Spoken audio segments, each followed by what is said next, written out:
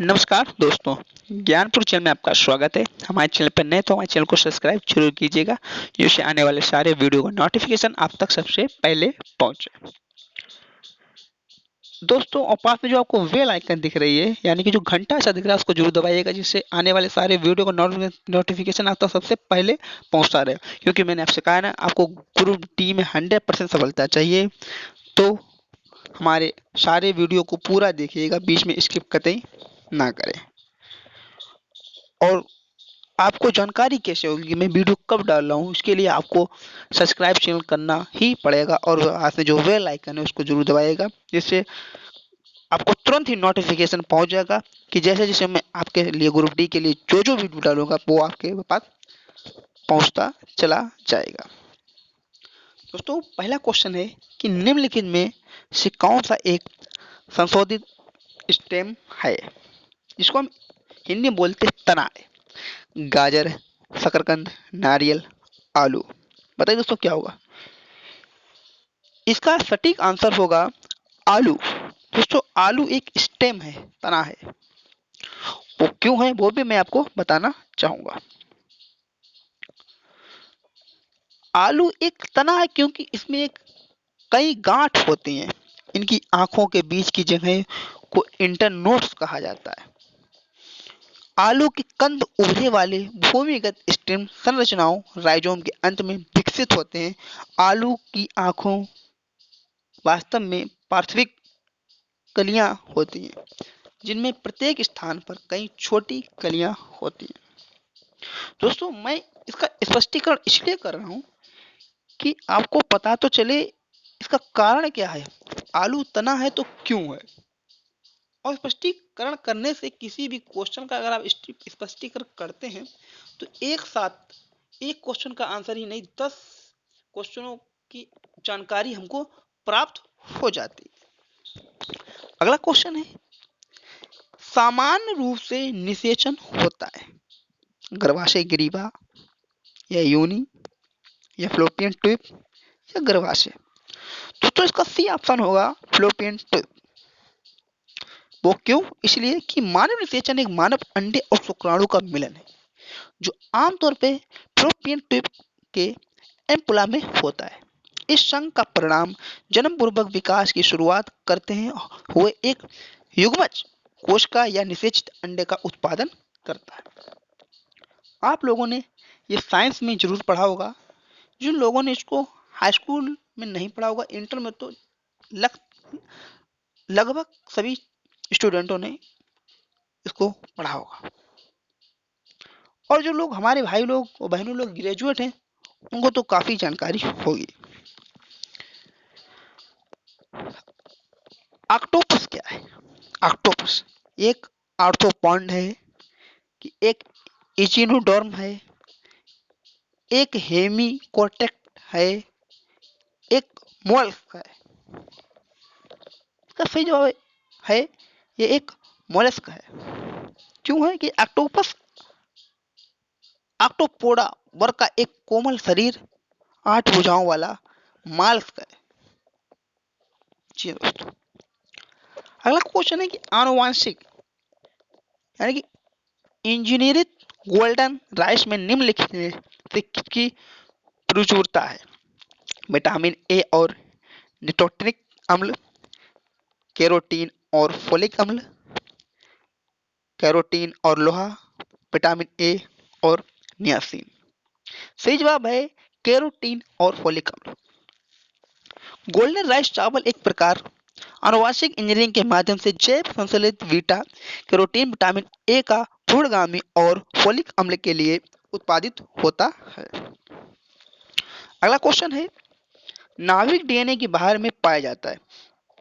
Mitochondria में, ribosome में, अंतःप्रादेशिक जलिका में या गोल्गी निकायों में? सही जवाब है माइटोकॉन्ड्रिया में, क्योंकि हालांकि अधिकांश डीएनए नाभिक के अंदर गुणसूत्रों में पैक होते हैं, माइटोकॉन्ड्रिया में भी अपने स्वयं के डीएनए की एक छोटी मात्रा होती है। ये आनुवंशिक सामग्री को माइटोकॉन्ड्रिया डीएनए या एमटीडीएनए के रूप में जाना जाता है। अगला क्वेश्चन है, प्रकाश संश्लेषण की प्रक्रिया को रूपांतरण में शामिल होता है। दोस्तों इसका सही जवाब आपको मालूम होगा, हमको मालूम है, क्योंकि रासायनिक ऊर्जा का विकिरण ऊर्जा में है कि रासायनिक ऊर्जा का यांत्रिक ऊर्जा में है कि सौर ऊर्जा का रासायनिक ऊर्जा में है कि यांत्रिक ऊर्जा का सौर ऊर्जा में। इसका सटीक जवाब दोस्तों क्या होगा? सौर ऊर्जा का रासायनिक ऊर्जा में है। दोस्तों सौर ऊर्जा से ही रासायनिक ऊर्जा में है, क्योंकि पौधों का प्रकाश संश्लेषण और सौर ऊर्जा को जल से इलेक्ट्रॉनों और प्रोटॉन का उपयोग करके ही रासायनिक ऊर्जा में परिवर्तित करता है। पौधों में प्रकाश संश्लेषण की प्रक्रिया में सौर ऊर्जा पानी और कार्बन डाइऑक्साइड कार्बनिक यौगिकों और ऑक्सीजन का उत्पादन करने के लिए कई चरण में और प्रतिक्रियाएं शामिल है। अगला क्वेश्चन है, एक मानव शरीर में काउपर ग्रंथि निम्नलिखित में से किस तंत्र का एक भाग है? पाचन तंत्र, अंतःस्रावी तंत्र, प्रजनन तंत्र, तंत्रिका तंत्र। सही जवाब है प्रजनन तंत्र, क्योंकि काउपर ग्रंथियां केवल पुरुष शरीर में पाई जाती हैं, सिर्फ पुरुष, स्त्री में नहीं। दोस्तों काउपर ग्रंथियां केवल पुरुष शरीर में पाई जाती हैं और स्खलन के दौरान शुक्राणु की सुरक्षा में महत्वपूर्ण भूमिका निभाती हैं। अगला क्वेश्चन है, स्तनधारियों में गाल दांत हैं? स्तनधारियों में गाल दांत हैं? कृतक, अग्रचर्वणक, चर्वणक या अग्रचर्वणक और चर्वणक? अग्रचर्वणक और चर्वणक, क्योंकि गाल दांत या भेदक या नक स्तनधारियों में अग्रचर्वणक और चर्वणक होते हैं। गाल दांत बहुआयामी स्तनधारियों में मल्टी क्यूस्पिडेंट मोलर्स और कैनोइन और मोलर्स के बीच स्थित प्रोलर्स होते हैं, जिनका आकार और संख्या विशेष समूहों के बीच काफी भिन्न होती है। निम्न में कौन सा रक्त स्त्राव रोकता है? ल्यूकोसाइट्स, ल्यूमोसाइट्स, न्यूट्रोफिल या प्लेटलेट्स? आंसर यही है इसका डी, प्लेटलेट्स, क्योंकि प्लेटलेट्स में कई नाभिक नहीं है, ये अस्थि मज्जा के मेगाकैरियोसाइट से प्राप्त होते हैं और फिर संचालन के प्रवेश करता है जो कोशिका दल के टुकड़े होते हैं। प्लेटलेट्स का मुख्य कार्य रक्तस्राव को रोकने के लिए है। अगला क्वेश्चन है, डीएनए फिंगरप्रिंटिंग किसे पहचानने में प्रयोग किया जाता है? माता पिता, बलात्कारी, चोर, ये सभी? बताइए, आपको जानकारी है इस सभी, ये तीनों माता पिता, बलात्कारी, चोर, इन सभी में डीएनए का फिंगरप्रिंट आप पहचानने के लिए किया जाता है, क्योंकि डीएनए फिंगरप्रिंटिंग सबसे अच्छा तथा पक्का तरीका माना जाता है अपराध में लिप्त वास्तविक अपराधी को पहचानने में, जैसे हत्या, बलात्कार इत्यादि। इसे वास्तविक पृष्ठभूमि तथा ऐतिहासिक विशेष नस्लीय समूह के प्रवास का पता लगाया जा सकता है। अगला क्वेश्चन आपकी स्क्रीन पर है, सफेद रक्त कोशिकाओं में कमी के कारण एक है क्या? प्रतिरक्षी में कमी, एंटीजन में वृद्धि या प्रतिरक्षी में वृद्धि या इनमें से कोई नहीं? प्रतिरक्षी में कमी इसका सही जवाब है, क्योंकि सफेद रक्त कोशिकाएं कई बीमारियां और वायरस के खिलाफ मानव प्रतिरक्षा प्रणाली में अच्छा सेना के रूप में कार्य करती हैं। सफेद रक्त कोशिकाएं प्रतिरक्षी का उत्पादन करने में भी मदद करती हैं, इसलिए डब्ल्यूबीसी में कमी प्रतिरक्षी में कमी के कारण होती है। झूठ का पता लगाने के लिए किस उपकरण का उपयोग किया जाता है? Polygraph, xerograph, altimeter, kymograph? Polygraph का उपयोग किया जाता है। एक पॉलीग्राफ, जिसे लोकप्रिय रूप से झूठ डिटेक्टर के रूप में जाना जाता है, कई शारीरिक सूचकांक जैसे रक्तचाप, नाड़ी, श्वसन और त्वचा चालकता को मापता है और रिकॉर्ड करता है। जब किसी व्यक्ति से पूछा जाता है और प्रश्नों की एक श्रृंखला का उत्तर देता है। तांत्रिक, सॉरी तांत्रिक में भूल गया, तांत्रिक नहीं, इसको तंत्रिका बोलेंगे। कभी कभी जवान फिसल जाती है पढ़ते पढ़ते। तंत्रिका, तंत्र में निम्न शामिल है: तिल्ली, मेरुदंड, दिमाग, नसें। बताइए, एक और दोनों है, एक या तीनों का सही जवाब है, या दूसरे, तीसरा या चौथा का सही जवाब, या पहला, दूसरा, तीसरा? क्या होगा इसका? सटीक होगा इसका दूसरा, तीसरा, चौथा। मेरुदंड दिमाग नसें का तंत्र में शामिल है, क्योंकि केशुरक दो मुख्य भागों में है, केंद्रीय तंत्रिका तंत्र और परिधीय तंत्रिका तंत्र। केंद्रीय तंत्रिका तंत्र मस्तिष्क और रीढ़ की हड्डी होते हैं।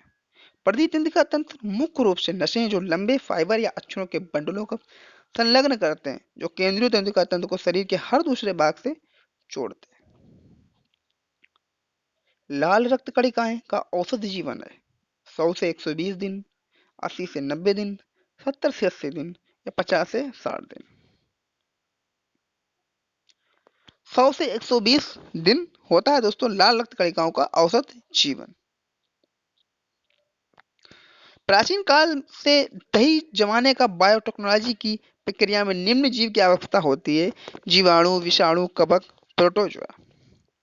जीवन काल से दही जमाने का बायोटेक्नोलॉजी की प्रक्रिया निम्न जीव की आवश्यकता होती है: जीवाणु, विषाणु, कवक, प्रोटोजोआ। दोस्तों जीवाणु की, क्योंकि प्राचीन काल में दही जमाने का बायोटेक्नोलॉजी की प्रक्रिया में जीवाणु की आवश्यकता होती थी। दोस्तों जो शॉर्ट क्वेश्चन है जिनका आपको मालूम होना चाहिए इसका सिर्फ यही आंसर है, तो मैं उनको आपको डायरेक्ट आंसर बता दे रहा हूँ। और जिनमें कुछ कठिनाई रूप लग रहा है आपको, कठिनाई ये कैसे आंसर आया, इसका क्या कारण है, उन क्वेश्चनों को मैं स्पष्टीकरण के द्वारा आपको समझाता रहूंगा जिससे आपको कोई कठिनाई ना आए। ठीक है दोस्तों, निम्नलिखित में से कौन सा मानव शरीर के विभिन्न अंगों का ऑक्सीजन का वाहक होता है? लाल रक्त कोशिकाएं, श्वेत रक्त कोशिकाएं, प्लाज्मा या तंत्रिकाएं? लाल रक्त कोशिकाएं। अगला क्वेश्चन है, निम्नलिखित में से कौन सा कथन कार्बन निषेचन का सबसे अच्छा वर्णन करता है? वायुमंडल में कार्बन डाइऑक्साइड की मात्रा बढ़ने में पादपों की लंबाई में वृद्धि होती है। ये वायुमंडल में कार्बन डाइऑक्साइड की बढ़ती मात्रा में कारण पृथ्वी का तापमान बढ़ गया है। ये वायुमंडल में कार्बन डाइऑक्साइड की बढ़ती मात्रा के परिणाम स्वरूप महासागरों की अम्लता बढ़ गई है। यह जलवायु परिवर्तन के कारण पृथ्वी पर सभी जीवित प्राणियों का अनुकूल वातावरण में कार्बन डाइऑक्साइड की बढ़ती मात्रा के कारण अपनाया गया है। इसका सही जवाब होगा दोस्तों, वायुमंडल में कार्बन डाइऑक्साइड की मात्रा बढ़ने में पादपों की लंबाई वृद्धि होती है। क्यों होती है वो आपको बताना चाहूंगा। क्योंकि कार्बन निषेचन प्रभाव यानी इसको हम बोलते हैं CAFE सिद्धांत के रूप में सरल है। वायुमंडल में कार्बन की डाइऑक्साइड की बड़ी मात्रा में बढ़ती हुई एंथ्रोपोजेनिक उत्सर्जन के कारण पौधों में विकास की मदद मिलनी चाहिए, और जो प्रकाश संश्लेषण के दौरान कार्बन डाइऑक्साइड का उपयोग करते हैं। अगला क्वेश्चन आपकी स्क्रीन पर, एक पादप कोशिका किसके कारण फूल जाती है? प्लास्मोलिसिस, वायु प्रसारण, अंतराभिसरण, विद्युत अपघटन? सही जवाब है अंतराभिसरण। जी हाँ दोस्तों, अगला क्वेश्चन है, पाचन के बाद प्रोटीन परिवर्तित हो जाते हैं: कार्बोहाइड्रेट, छोटे ग्लूकोज, एमिनो अम्ल, स्टार्च? सही जवाब है एमिनो अम्ल। जी हाँ दोस्तों, अगला क्वेश्चन है, फाइब्रिनोजन को किसके द्वारा फाइब्रिन में परिवर्तित किया जाता है? थ्रोम्बोकिनेज, थ्रोम्बोप्लास्टिन, थ्रोम्बिन, प्रोथ्रोम्बिन? पता है सही जवाब क्या होगा? थ्रोम्बिन, सी ऑप्शन जवाब सही होगा। लाइसोसोम को उनके खाली स्थान की वजह से आत्मघाती थैली के रूप में जाना जाता है। प्रोटीओलिटिक एंजाइम्स, परजीवी नाभिक, हाइड्रोलाइटिक एंजाइम, फैगोसाइटिक गतिविधि? सही जवाब है फैगोसाइटिक गतिविधि। अगला क्वेश्चन है, अच्छा खाना देखने पर मुंह में पानी आता है, ये द्रव वास्तव में है, पानी है कि हार्मोन है, एंजाइम है या उपरोक्त में से कोई नहीं? बताइए। ये एंजाइम है दोस्तों, एंजाइम। लोग कहते हैं मुंह में पानी आ गया, ये पानी तो आ गया, द्रव है वास्तव में, परंतु ये पानी नहीं है, ये एक एंजाइम है। वो तो कहावत रूप में आदमी कह देता है। उसका कारण है कि लार बनना, लार का इमेज आपके शरीर के सामने के भोजन के बारे में उत्साहित होने का तरीका है। आपका दिमाग कहता है कि हम खाने जा रहे हैं, हाँ अब खाने जा रहे हैं, तब लार ग्रंथियां उत्साह में लार का स्त्रावित करती हैं। नीचे दो कथन दिए गए हैं, मानव शरीर सेलुलोस के पाचन में अक्षम है। मानव शरीर में स्टार्च अपघटक एंजाइम टस्टेट विद्यमान रहता है। नीचे दिए गए कोट सही उत्तर चुनिए। ए तथा आर दोनों सही है, ए का सही स्पष्टीकरण था है। ए तथा आर दोनों सही है, किंतु आर ए का सही स्पष्टीकरण नहीं है। ए सत्य है किंतु आर असत्य है, ए सत्य है किंतु आर सत्य है। सही जवाब है ए सत्य है किंतु आर असत्य है। अगला क्वेश्चन आपकी स्क्रीन पे, फलों को मीठे स्वाद का कारण क्या है? Maltose, ribose, lactose, fructose. सही जवाब फ्रक्टोस। सभी लोगों को मालूम है फल, लगभग हमारे सारे फल मीठे होते हैं, वो फ्रक्टोस के कारण होते हैं। मगर क्यों होते हैं? इसका कारण है कि फलों में मीठे स्वाद का कारण इनमें मौजूद फ्रक्टोस ही होता है, क्योंकि फ्रक्टोस में फ्रूट शुगर भी कहते हैं इसको। या तो अगला क्वेश्चन है कि विटामिन ए की कमी के कारण बनता है स्कर्वी, रतौंधी, वेरी वेरी या डर्मेटाइटिस। आप सभी को मालूम है रतौंधी, खूब पढ़ा हम लोगों ने छोटे पे। अगला क्वेश्चन है कि निम्नलिखित में कौन सा जहरीला स्तनधारी है? प्लेटिस, बॉम्ब्रेट, इंडिका या पिका। सही जवाब है प्लेटिस। जी हाँ दोस्तों, निम्नलिखित में से कौन सी बीमारी यौन संचरित होती है? काला अजर, सिफिलिस, हैजा या पीलिया। सिफिलिस नाम की बीमारी बहुत ही खतरनाक है दोस्तों, क्योंकि सिफिलिस एक यौन संक्रमित संक्रमण है जो जीवाणु डेप्रोनिमा पेल्टी उपप्रजाति पेल्टियम के कारण होता है। सिफिलिस के लक्षण अलग अलग चरणों में प्रत्येक के आधार पर भिन्न भिन्न होते हैं, प्राथमिक, माध्यमिक, गुप्त और तृतीयक। समझदार के लिए इशारा काफी है दोस्तों, समझ गए होंगे। एक पौधों का प्रजनन भाग कौन सा है? फूल, तना, पत्ते, जड़ें। प्रजनन भाग बताइए। फूल बिल्कुल राइट जवाब है, क्योंकि फूल कुछ पौधे आवर्त बीजी की प्रजनन इकाई है। फूल के हिस्सों में पंखुड़ियां, फूलों की पंखुड़ियों का भाग एक ही उससे अधिक कापोर यानी कि मादा प्रजनन अंग और स्टेमिना पुरुष प्रजनन अंग शामिल है। निपा वायरस यानी कि एनआईवी संक्रमण एक कौन सी बीमारी है जो जानवरों के मनुष्यों में फैलती है? संक्रामक रोग, आनुवंशिकता, जीनोटिक या इनमें से कोई नहीं। जीनोटिक है दोस्तों। अगला क्वेश्चन है आपकी स्क्रीन पर कि विलियम बेटसन जुड़ा हुआ है जीवाणु, विषाणु, आनुवंशिक, प्रोटोजोआ। आनुवंशिकी दोस्तों। अगला क्वेश्चन है पौधों का कौन सा हिस्सा पौधे के फेफड़े हैं? जड़ें, पुष्प, पत्तियां, तना। फेफड़े बहुत अच्छा क्वेश्चन है, आपको आरआरबी ग्रुप डी में फंस सकता है क्वेश्चन। पत्तियां ही पौधों का फेफड़े हैं दोस्तों। लंग्स यानी कि लंग्स जिनको हम बोलते हैं, फेफड़े।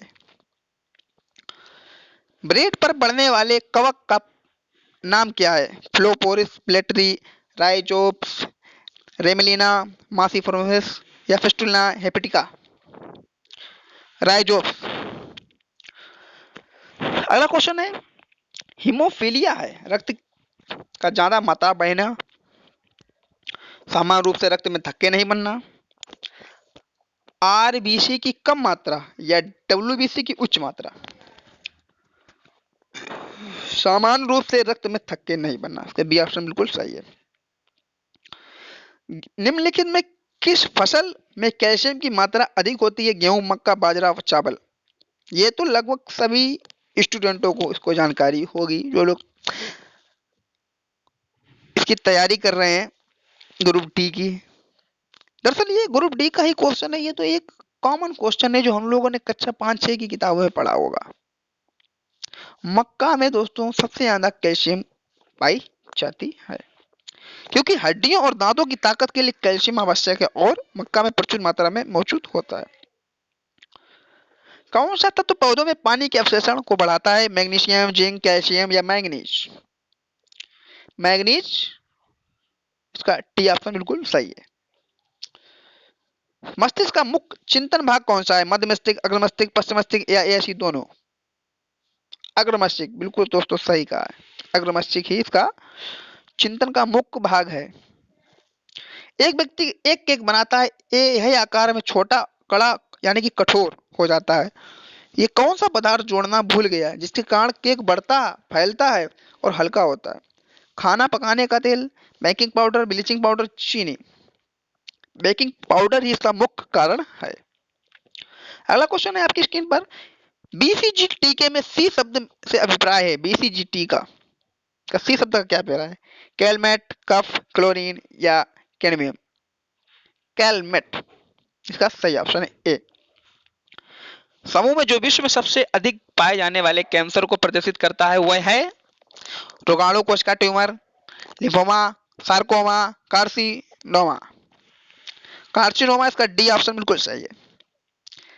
सिस्टिक फाइब्रोसिस में शरीर का कौन सा हिस्सा क्षतिग्रस्त हो जाता है? फेफड़े, अग्नाशय, पाचन तंत्र, ए या बी दोनों? इसका सही ऑप्शन ए बी दोनों, फेफड़े अग्नाशय दोनों। अगला क्वेश्चन है कि फैक्टोरियोफेज की सही परिभाषा कौन सी है? ये एक बैक्टीरिया जो फंगी को नष्ट कर देता है, कि एक बैक्टीरिया जो एक बैक्टीरिया को नष्ट कर देता है, कि एक वायरस जो बैक्टीरिया को नष्ट कर देता है, कि एक बैक्टीरिया जो वायरस को नष्ट कर देता है? सही ऑप्शन है ये, वायरस को जो बैक्टीरिया को नष्ट कर देता है। अगला क्वेश्चन है कि प्रकाश संश्लेषण वह प्रक्रिया है जिसके द्वारा पौधे प्रजनन करते हैं, कि फसल विकसित करते हैं, कि भोजन का उत्पादन करते हैं, कि पत्तियों को बड़ा करते हैं? बताइए। भोजन का उत्पादन करते हैं प्रकाश संश्लेषण के द्वारा। दोस्तों ये तो हम लोगों ने कक्षा 2 में पढ़ा है, सेकेंड क्लास में। रेड रूट किसका अन्य नाम है? गन्ना जड़, चुकंदर, आलू जड़, प्याज जड़? चुकंदर रेड रूट इसका अन्य नाम है, चुकंदर। लीची का खाने योग्य भाग कौन सा है? फलवित्ती, अंतफलवित्ती, बीजीपांग, पूरा फल? बताइए। बीचोपांग इसका सही ऑप्शन है। दोस्तों लीची सबने खाई होगी, कौन सा भाग खाते हैं ये भी जानकारी में, मगर उसका नाम नहीं मालूम है ना। उसका नाम है बीचोपांग। अगला क्वेश्चन है आपकी स्क्रीन पर। सूखे फल जैसे कि किशमिश जब जल में डुबोए जाते हैं, जल भर जाते हैं और फूल जाते हैं, वह वैज्ञानिक सिद्धांत क्या है जो इस दैनिक घटना का वर्णन करती है? परासरण, सक्रिय अभिगमन, विसरण या निष्क्रिय अभिगमन? परासरण इसका सही आंसर है। मुंह से मल द्वार तक मानव वयस्क का संपूर्ण पाचन तंत्र लगभग मीटर लंबा होता है। 8 मीटर, 7 मीटर, 10 मीटर, 9 मीटर? बहुत ही दोस्तों एक लॉजिक वाला क्वेश्चन है ये, और लगभग इसकी लगभग 100 में 90% स्टूडेंट को इसकी जानकारी है। बताइए दोस्तों इसका सही जवाब क्या होगा? 9। क्योंकि इसका कारण है कि आहार नली है, जिसे आमतौर पर पाचन तंत्र के नाम से जाना जाता है, क्योंकि ग्यास नली मलद्वार तक 9 मीटर की होती है। पाचन मुंह से प्रारंभ होता है और यह भोजन चबाया जाता है और लार के साथ मिलाया जाता है, जो नमी से जोड़ता है और इससे एंजाइम की एमिलेज होता है और स्टार्च को तोड़ना प्रारंभ करता है। अगला क्वेश्चन है कौन सा एक विटामिन बी परिसर का सदस्य जाइरिन, ऑक्सीजेलिक अम्ल, एस्कॉर्बिक अम्ल या राइबोफ्लेविन? राइबोफ्लेविन। दोस्तों इसका सही जवाब है राइबोफ्लेविन, डी ऑप्शन बिल्कुल सही है। अगला क्वेश्चन, निम्नलिखित में कौन सा परीक्षण पितृत्व परीक्षण के लिए उपयुक्त है? न्यूरियांस, डीएनए टेस्ट, उत्तक समर्थन, रक्त समूह? सही जवाब है डीएनए टेस्ट। दोस्तों लास्ट के 2 क्वेश्चन और बचे हुए हैं। मैं आपको ना 50 क्वेश्चन आपके लिए लाया हूं, बम्पर क्वेश्चन। जन दर्शाने वाली कोशिकाएं निम्नलिखित में से किसे छोड़कर सभी में विशेषीकृत कोशिकाएं होती हैं? त्वचा, लसिका ग्रंथि, वक्र, प्लिया? वक्र। तो लास्ट क्वेश्चन है 50वां, यहीं से अपनी वीडियो को मैं अंत करूंगा। क्वेश्चन है कि एक व्यक्ति 1 मिनट में लगभग कितनी बार सांस लेता है? 16 से 18 बार, 30 से 32 बार, 100 से 110 बार या 70 से 75 बार? सबको मालूम है दोस्तों कि 16 से 18 बार। एक व्यक्ति 1 मिनट में लगभग 16 से 18 बार सांस लेता है, और हमारा दिल कितनी बार धड़कता है? 72 बार, 72 बार धड़कता है दोस्तों। और सांस लेता है 16 से 18 बार, क्योंकि मनुष्य में एक स्वस्थ वयस्क के लिए सामान्य श्वसन दर प्रति मिनट 12 से 18 श्वास होती है। यह संख्या 3 वर्ष तक बच्चों के में अधिक होती है। जो 3 वर्ष से तक के जो बच्चे होते हैं उनकी अधिक होती है, जब वो बड़े होने लगते हैं उनकी मात्रा ये कम होने लगती है। दोस्तों अगर वीडियो अच्छा लगा हो तो प्लीज प्लीज प्लीज चैनल को सब्सक्राइब जरूर कीजिएगा। पास में जो बेल आइकन है, जो घंटा दिख रहा है आपको, उसको जरूर दबाएगा, जिससे आने वाले सारे वीडियो को नोटिफिकेशन आप तक सबसे पहले पहुंचे। फिर मिलेंगे अगली वीडियो में, तब तक के लिए बाय बाय।